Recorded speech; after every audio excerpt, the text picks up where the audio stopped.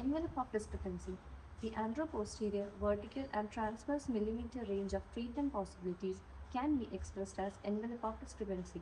The envelope of discrepancy is a key concept in orthodontics used to decide the limit of treatment, whether a malocclusion can be corrected using orthodontic treatment alone or requires growth modification or surgery. What is exactly envelope of discrepancy? It is a graphical representation introduced by William R. Profit that shows maximum amount of correction possible using three treatment approaches. 1. Orthodontic tooth movement. 2. Growth modification in growing patients. And 3. Orthodontic surgery. The different color zone describes the range of potential tooth movement. The pink zone shows envelope of orthodontics alone. The yellow zone shows orthodontics plus orthopedics. The green zone shows skeletal anchorage. And the blue zone shows combination of above with surgery.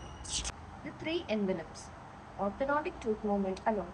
This has the most limited range, involves tipping, translation, and minor skeletal camouflage, used for mild to moderate malocclusion. Growth modification.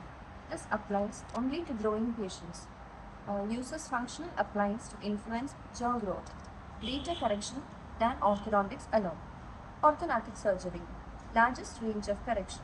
Corrects severe skeletal discrepancies combined with orthodontics. Example, maxillary advancement or mandibular center. Clinical importance.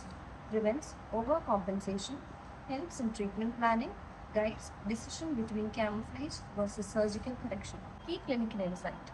If a problem lies within the orthodontic envelope, braces alone are enough. If it is exceeding but within the growth modification, treat during growth. If it exceeds both, surgery is required.